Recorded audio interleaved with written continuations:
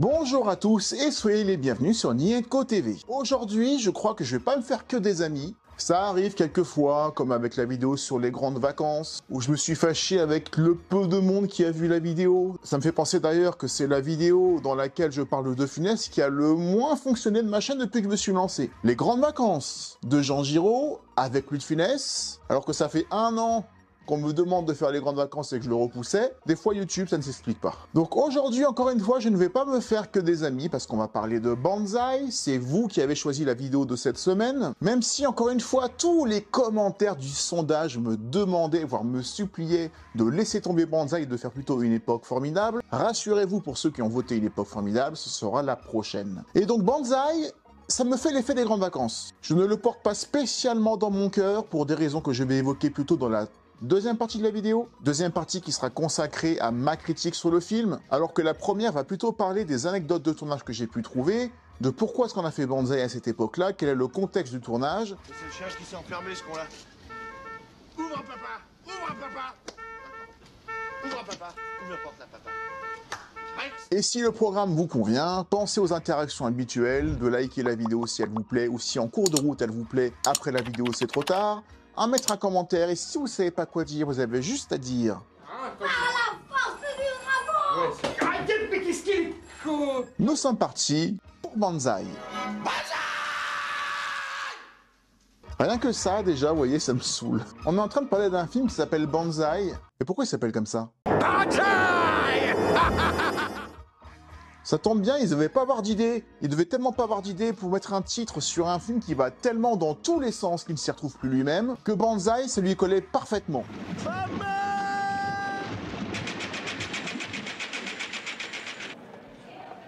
Ça ne veut rien dire par rapport à ce qui se passe dans le film. Mais ça, c'est la deuxième partie. On n'en est pas encore là. Coluche, on en a déjà parlé 3 fois. Avec la Lou la Cuisse, de Claude Zidi, avec le maître d'école et inspecteur de la bavure, toujours avec Claude Zidi. Donc Coluche, Claude Zidi, ils se connaissent. Pourtant, le projet Banzai...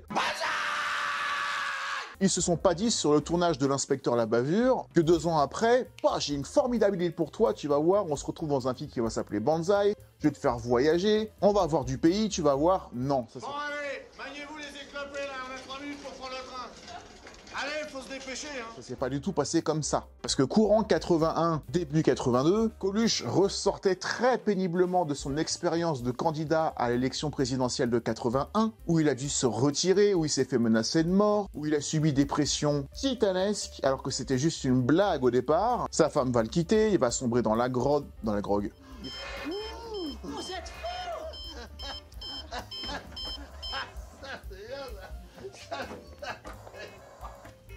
Il va sombrer dans la drogue, dans la dépression, dans l'alcoolisme, dans toute forme d'addiction. Et il va même jusqu'à quitter son repère en plein Paris, qu'il avait depuis 76, dans Paris, rue Gazan. Il va s'éloigner de cette ville, de ce climat parisien étouffant, pour aller chercher un petit peu plus de nature et de liberté en Guadeloupe. Et même en Guadeloupe, ça va mal finir parce qu'en 85, sa maison va brûler parce qu'il va aussi se faire des ennemis là-bas. C'était pas le seul à en avoir marre de la région parisienne parce que Claude Zidi aussi en avait marre des tournages en région parisienne.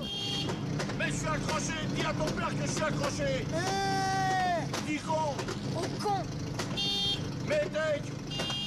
Il avait envie d'autre chose. Et puisqu'il doit faire tourner Coluche, et que Coluche s'est exilé dans un cadre paradisiaque, il va lui écrire un scénario sur mesure pour que Coluche puisse s'évader, changer de décor plus que jamais. C'est formidable. Enfin, pour les Chinois, c'est bien, mais pour nous, ça craint un peu, là. Déjà, dans le 13e, il y a les Chinois, mais ici, il n'y a que ça. Alors là, merci. Et se dépayser. Et 10 ans après, quasiment, Rabbi Jacob, aucun rapport avec le film qu'on fait là, sauf l'écriture du scénario, où Claude Zidi veut écrire pour Coluche un personnage limite raciste, Vas-y, d'ailleurs. Pourquoi tu dis aussi que c'est des violeurs? Non, j'ai pas dit ça, j'ai dit des voleurs. Et encore. Si, l'autre jour. qui n'aime pas les autres cultures, qui n'aime pas voyager, qui est plutôt casanier, qui n'aime pas les touristes, qui n'aime pas le tourisme. Le monde est un vaste bouillon de culture purulent. Alors, du Kenya, tu ramènes la gangrène. En Turquie, il y a les prisons. Et l'idée étant de trouver une pirouette scénaristique qui est très limite, mais qui va le forcer à voyager alors qu'il déteste ça et à se confronter à d'autres cultures. Mon métier, c'est d'être employé au siège social et pas convoyeur, vous voyez? Oui. Alors moi, mon métier, c'est de diriger cette compagnie. D'ailleurs, niveau explication et niveau crédibilité, c'est presque aussi dingue que les 2 derniers Scream au niveau des mobiles, parce que le seul moyen qu'ils ont trouvé pour faire en sorte que ce couple entre Coluche et Valérie Mérès aille à l'étranger sans qu'ils en aient vraiment le droit, ne se le disent jamais et sont parfois même dans le même pays sans le savoir, et c'est là-dessus que tous les gars reposent. Qu'est-ce qu'il y a? Non, c'est pas possible. Le fait qu'ils vont aller l'un et l'autre à l'étranger, mais qu'à aucun moment les deux le savent, parce qu'ils se l'interdisent pour des raisons que j'ai toujours pas compris. Tu peux pas savoir, quand je lui ai dit hier que Dakar c'était mon dernier voyage, il était content. Alors quand je vais lui dire qu'il m'en reste encore 6... Pourquoi lui dire? Elle est hôtesse de l'air quand même. Mais hôtesse de l'air qui va pas lui dire qu'elle a encore 4 ou 5 voyages à faire de plus que ce qui était prévu avant leur mariage. Ça coûtait rien de lui dire, c'est pas grave. Et lui, comme il voyage jamais, bah il a pas envie de lui dire non plus. Alors écoute, pour chez moi, il y a ma mère, et si Isabelle téléphone ou passe ici... Je m'en occupe, pas de problème, t'inquiète pas. Ok, salut, hein. Alors du coup, il va devoir justifier pourquoi il est super bronzé d'un seul coup, etc. Ça va? Qu'est-ce que t'as? Bah, c'est au bureau, j'ai rien. Ça va? On dirait que j'ai pris un coup de soleil, mais c'est pas ça avec le temps qu'il fait, hein. La justification qui fait la sincérité, parce que s'ils sont pas justes ni sincères, pour moi le film ne tient pas. Ce manque de sincérité dans le scénario qui force énormément les personnages à devenir cons, ou alors au pire malhonnêtes, pour justifier les gags, font que même si les gags sont tous ultra réussis, mais ça c'est la partie 2 ça, pourquoi je parle de ça maintenant? Pas de critique tout de suite, on retourne sur le tournage. Poussez au cul, allez. Allez, poussez au cul, bordel.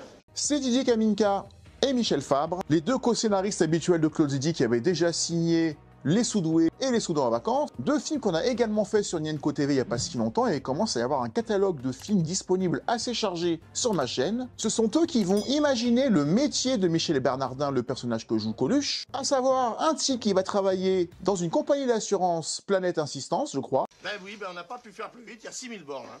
C'est ça, bonnes vacances. Ils sont chiés les gens, ils partent en vacances à l'autre bout du monde avec une bagnole pourrie, vous voudrez qu'on les dépanne en 1 heure. Et il doit se charger, en théorie, d'aller récupérer ses clients assurés et de les rapatrier à Paris parce qu'ils sont immobilisés là-bas, dans différents pays, dans différents continents, pour diverses raisons. Et le tournage du film aura donc lieu sur plusieurs continents. Et chacun d'entre eux va avoir ses difficultés qui lui sont propres. Qu'est-ce que c'est ça? Ça, des moustiques. Il ne pique que les blancs. Ah merde! Aux États-Unis notamment, où il y a une règle qui n'existe pas en France, qui dit que quand tu es figurant, mais que le réalisateur s'adresse à toi sans passer par l'intermédiaire d'un assistant, tu n'es plus figurant, tu deviens acteur. Et du coup, tu n'es plus sur le même tarif. Hey man! Ah Where you going? Westchester Hospital. That way. Donc toutes les personnes à New York qui vont avoir une direction d'acteur de la part de Claude Zidi, tu vas devoir leur faire passer d'un cachet d'un simple figurant à un cachet de comédien, même petit. Ça change le budget. Ils ont eu du mal également à tourner dans le Bronx à cause d'un conflit dans certains immeubles entre propriétaires et locataires. Les locataires se faisant virer parce qu'ils ne pouvaient plus payer le loyer parce qu'ils étaient au chômage et décidaient de mettre le feu dans leur logement pour se venger des propriétaires qui les expulsaient. Et comme les propriétaires avaient des appartements délabrés, ils voulaient aussi brûler leurs propres appartements pour toucher l'assurance. Il y a donc eu des manifestations des populations locales dans les rues. Avez-vous signé la pétition pour la libération d'Abel Chemoul?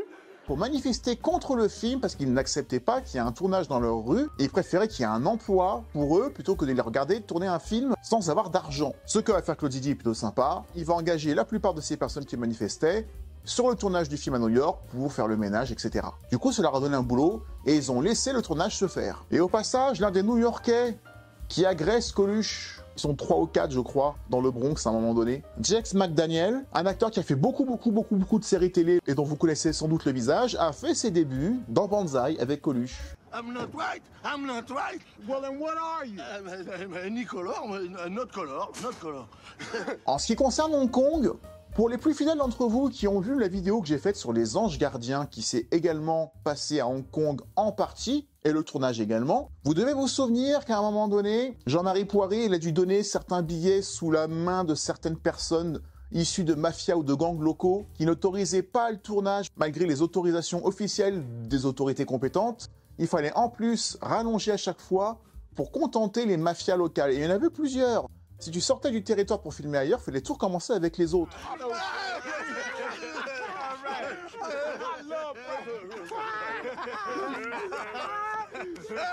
Bah ça a pas raté dans Banzai, même principe, ils ont dû payer le droit de poser leur caméra sur leur sol. Compliqué aussi de tourner le générique du début, dans le désert avec la voiture, parce qu'il y a eu une tempête de sable entre la frontière de la Tunisie et de l'Algérie, qui a duré plusieurs jours, qui a retardé les prises de vue, alors qu'ils devaient être à New York 2 jours après. Et qui dit tempête de sable, dit impossibilité pour les compagnies aériennes de décoller dans une tempête de sable. Ils ont dû louer des avions privés pour rejoindre Tunis, dans la tempête de sable, dans un vol ultra mouvementé où ils ont failli se planter.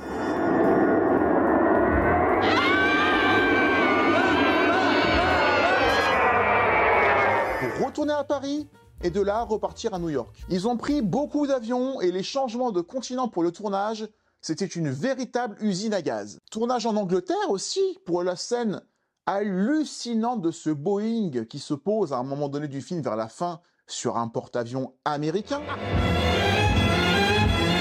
Qu'est-ce qu'il fait? Il est fou?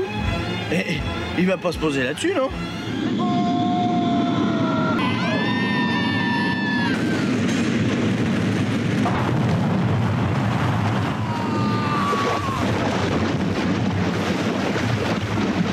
Évidemment, ils ne l'ont pas fait en vrai.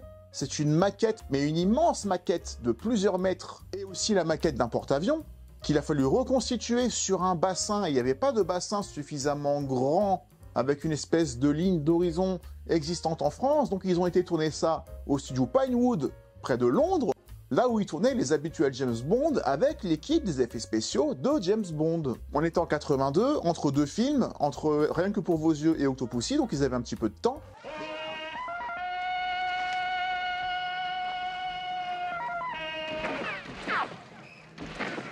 Mais ils ont engagé l'artillerie lourde pour une scène pas trop dégueulasse encore aujourd'hui.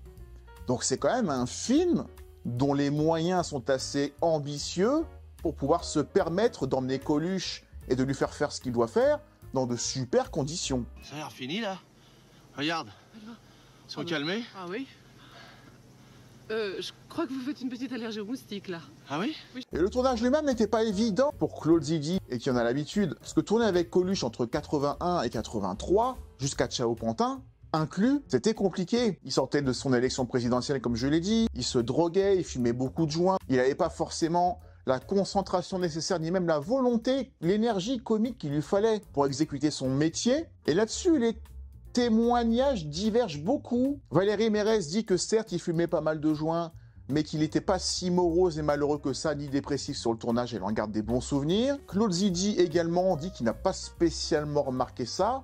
D'autres témoignages disent que c'était impossible de le dérider et qu'il fallait beaucoup de prises pour qu'il arrive à être bon, sans compter les changements physiques dus à ce qu'il prenait, qui lui faisaient subir des variations de poids intempestives, et c'est difficile dans la continuité de faire un film sur plusieurs mois. Le tournage était long. Il y a eu beaucoup de semaines de tournage pour pouvoir tourner sur tous ces continents. Parlez, mon gros. Ah, ça, c'est pour le coup de la lampe à bronzer. qu'est-ce qu'elle raconte? C'est un code entre vous deux, réponds. 3 800 000 spectateurs se déplaceront dans la moyenne haute des sorties des films de Coluche, un peu mieux que Le Maître d'école ou un peu mieux qu'Inspecteur la bavure qui était autour de 3 200 000, 3 5 millions. Et vous en savez maintenant autant que moi sur le tournage et ses anecdotes. Parlons clairement de ce que je reproche au film. C'est parti pour la partie 2, la critique. Boucle-la. Tiens, t'apprendras à dire des conneries, ça. C'est vrai. Déjà, de quoi parle Banzai pour ceux qui connaissent pas? Alors, c'est l'histoire d'un couple, joué par Coluche et Valérie Mérès. Lui travaille à Planète Insistance dans les bureaux, il répond au téléphone par rapport à ses clients, par rapport à ses assurés. Dans certains pays, il leur donne des solutions pour pouvoir rentrer en France. Je vous appelle Baroudi. Alors, Baraka, Ahmed, Rachid, Omar, Boulaya. Arrête, j'ai pas un stylo pour écrire. Avec le doigt dans le sable. Voilà, vous démerdez. Et il n'aime pas voyager. De son côté, sa future femme est hôtesse de l'air, voyage beaucoup et elle est sur le point d'arrêter parce qu'il veut qu'elle soit plus présente s'ils doivent se marier. Mais c'est pas pour ça que j'ai arrêté. C'est à cause de ce que tu m'as dit sur Christophe Colomb. Tu m'as dit que Christophe Colomb avait raté sa vie privée parce qu'il était toujours ailleurs. Elle va donc se reconvertir en agence de voyage plutôt qu'être hôtesse dans les avions. Et par un concours de circonstances sur lequel je ne reviendrai pas, j'ai pris un petit peu d'avance dans la première partie, je vous ai déjà dit ce que je pensais de ce prétexte. Le personnage de Coluche est obligé par son patron d'aller lui-même se confronter à d'autres langues, se confronter à d'autres cultures, voire d'autres religions, à d'autres contextes politiques. C'était ça l'idée de départ, hein. C'est Coluche à l'étranger. Mais je ne sais pas pourquoi, Il veut pas dire à sa femme, à qui il interdit entre guillemets de voyager, mais elle est hôtesse de l'air. Donc du coup, il va aller à l'étranger sans le lui dire, et il va devoir trouver des prétextes sur pourquoi il n'était pas là X heures, et pourquoi est-ce qu'il est bronzé, et pourquoi est-ce qu'il s'est fait piquer par des moustiques africains, et pourquoi est-ce qu'il y a un chameau qui fait... C'est pas mal ça. Qu'est-ce que c'est? Qu'est-ce qu'il y a?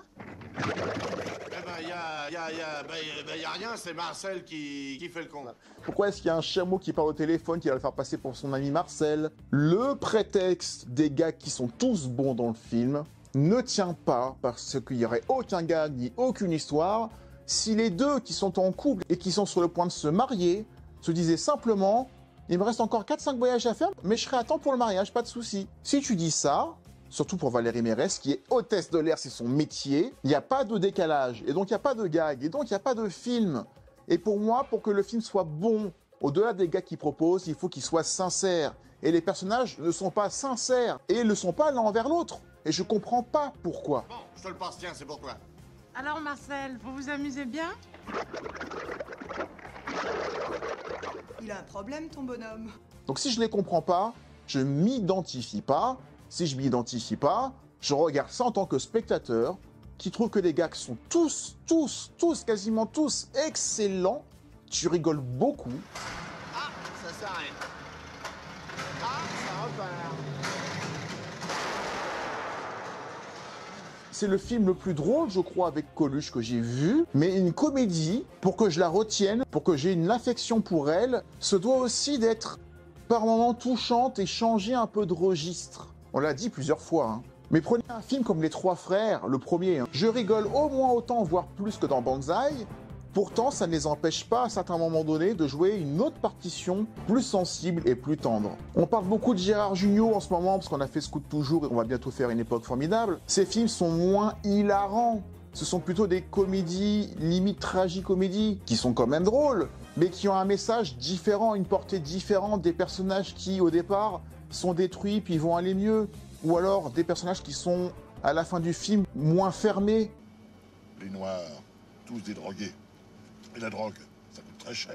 Alors pour l'acheter, il faut prendre l'argent où il est. Qui s'ouvre un peu plus au monde. Coluche, il a beau s'ouvrir au monde, c'est pas un meilleur personnage à la fin du film. Il s'est juste sorti de situations dans lesquelles il voulait pas être. Pour moi, New York, c'est un grand noir, avec un grand couteau qui vous court après. C'est tout.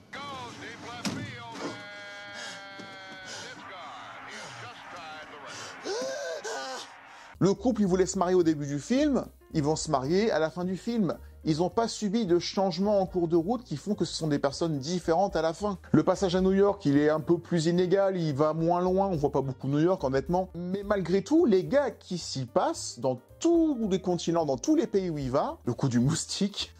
Ah, c'est dingue, hein. Oh! Qu'est-ce qu'il y a? Individuellement, compartiment par compartiment, il y a beaucoup de gags de ce film que j'adore encore aujourd'hui. Qu'est-ce qu'il y a, celui-là, maintenant? Hé! Mais je crois que celui que je préfère, pour vous dire que j'aime bien ce film dans le sens où il me fait rire et qu'une comédie, ça a déjà vocation à te faire rire. Mais pour moi, il n'y a pas que ça. Ça suffit pas pour qu'une comédie intègre mon top 20 ou mon top 30 ou même mon top 50, il doit même pas être dedans. La comédie doit faire plus que faire rire. Une comédie, ce n'est pas que le rire.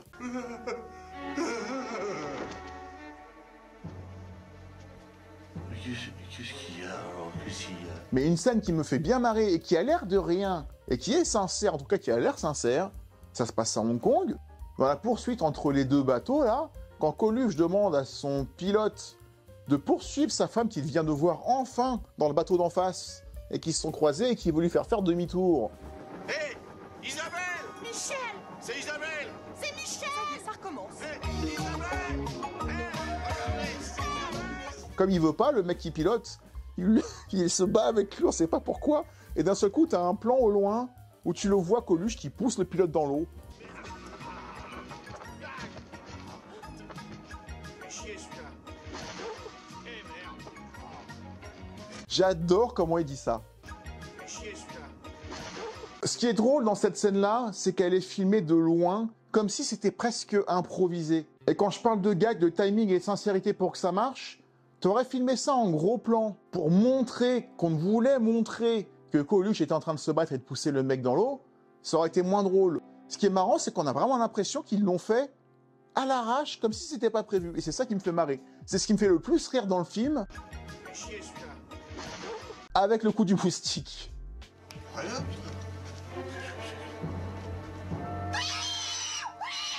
Mais si je réfléchis et que je prends le film de plus loin, de plus haut, que tu prends un peu de hauteur, tous les films que j'aime en comédie, au-delà d'avoir des gags qui s'articulent autour d'une histoire que tu as envie de voir, comme dans Rabbi Jacob ou De Funès et Slimane, il va y avoir une espèce de duel entre les deux, mais ils doivent céder même s'ils ne s'apprécient pas forcément au début.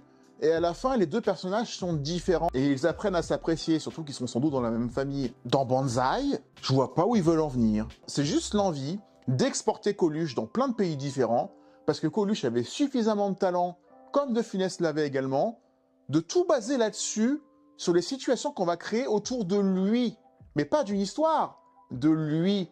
Ce film a été écrit, c'est du Zidi en même temps, comme on a écrit la plupart des films dans lesquels De Funès a joué. Sauf les Gérard Houry et les Fantomas, où il y avait des vrais scénarios écrits longtemps à l'avance, et des scénarios qui ont pris plusieurs mois, voire années, pour être écrits. Là, je pense pas que ça lui a pris 1 an pour écrire Banzai. Attaqué dans les toilettes de l'aéroport. Par un nègre avec un grand couteau. Un blanc suisse. Parce que le film n'a jamais la prétention de faire autre chose que faire rire. Donc, en soi, c'est réussi, si le pari c'était ça. Mais pour qu'un film, je puisse me dire encore en 2023, ouais, ce film-là, je l'adore encore, il faut qu'il y ait plus que des gags pour que ce film reste dans mon cœur. Banzai, je rigole, mais je ne suis qu'un spectateur qui ne participe pas directement à ce qui se passe dans le film parce que j'en ai un peu rien à faire vu que je n'y crois pas. Parce qu'encore une fois, le film tient juste sur le fait qu'ils se font des petites menteries entre eux. Ils sont pas sincères entre eux pour des raisons complètement débiles. Ça provoque des gars qui sont drôles, mais j'arrête pas de me dire, mais pourquoi est-ce que vous vous le dites pas? Et on arrête là, quoi. Mais il n'y aura pas eu de film. Mais en tout cas, ça suffit à me sortir littéralement de l'histoire à laquelle je ne crois pas. Mais tous les gars du film sont de bons à excellents. Alors, laissez-moi faire, je vais arranger ça. Alors Michel, toujours fiancé? Et toi, t'es toujours arabe? Eh oui, de plus en plus développé. Le timing est excellent, c'est fluide, c'est rapide, tu t'ennuies pas. Mais c'est Coluche. Coluche, il savait faire autre chose, on l'a vu pas longtemps après dans Ciao Pantin, dont on parlera bientôt. Et c'est dommage pour n'importe quel acteur comique, et on l'a vu avec De Funès trop tardivement avec La Soupe aux choux par exemple. T'es pas obligé de faire un drame pour mettre des moments dramatiques dans un film. En fait, une bonne comédie n'est pas forcément un bon film. C'est une bonne comédie, mais en tant que film, c'est pas génial. Les Sous-doués, les Sous-doués en vacances, voilà, c'est pas des grands films. Moi, j'aime les comédies qui sont aussi des bons films. Comme Une époque formidable, la vidéo qu'on va faire la prochaine fois, avec Gérard Jugnot, vous me l'avez demandé, et je vous promets, c'est la prochaine. Dernière chose, prenez cette histoire de drogue à la fin du film, c'est tout un fait symptomatique du côté what the fuck de l'histoire qui va nulle part.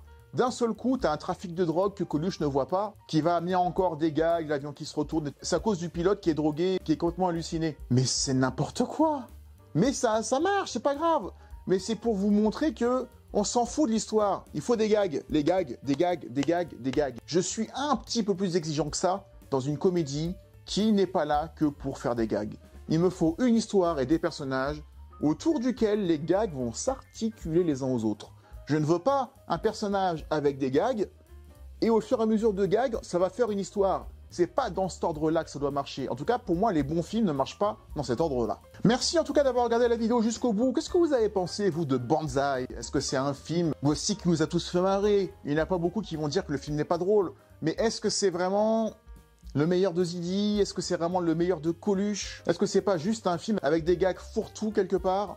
Est-ce que c'est pas là un peu décevant quand on a un acteur tel que Coluche à qui il restait pas beaucoup de temps derrière? Mais c'est très drôle, c'est très bien écrit dans les gars, il y a un très bon timing, parce que Coluche est là, parce que Valérie Mérès est bien aussi dans ce qu'elle fait, mais son personnage est une nunuche qui n'avance pas. C'est dommage, elle ne sert à rien, mis à part être le miroir de Coluche au niveau des gags sur un coup c'est elle qui va à l'étranger, un coup c'est lui.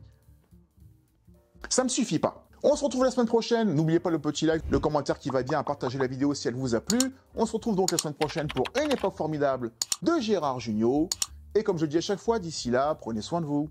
Ciao. Allez, au revoir ma poule. Oh